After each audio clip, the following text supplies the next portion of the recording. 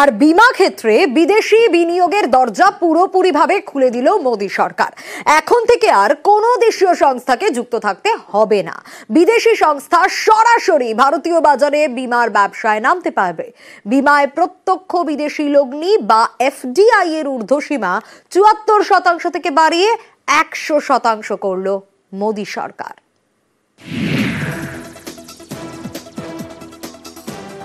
আগে যেটা ছিল 75% ছিল, এখন টোটাল 100% করে দেওয়া হচ্ছে এফডিআই বিনিয়োগ। তাহলে বিদেশি পুঁজিতে আমাদের পুরোটাই লাগিয়ে দেওয়া যেতে পারে বিমাতে। সেক্ষেত্রে তো কিছু ঝুঁকি থেকে যায়, কারণ আমাদের কাছে যেটুকু আমরা সঞ্চয় করেছি সেটুকু কষ্টের টাকা।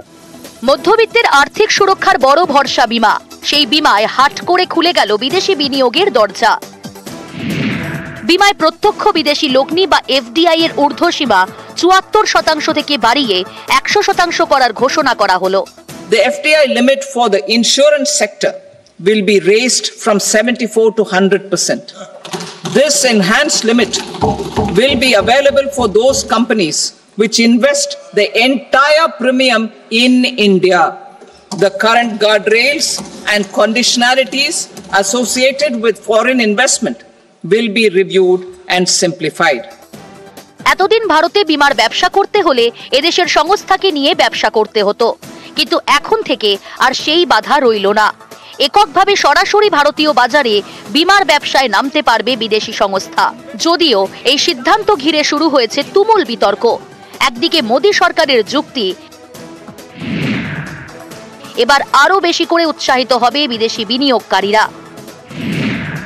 বিমার বাজারে সংস্থার ভিড় বাড়বে, প্রতিযোগিতা বাড়বে, পরিষেবার মানও বাড়বে, চাকরির বাজারও চাঙ্গা হবে। অন্যদিকে বিরোধীদের বক্তব্য, বিমা সাধারণ মানুষকে আর্থিক সুরক্ষা দেয়।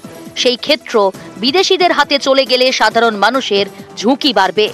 সেই সঙ্গে মুনাফার টাকা বিদেশে চলে যাবে। এতে দেশের কোনো লাভ হবে না।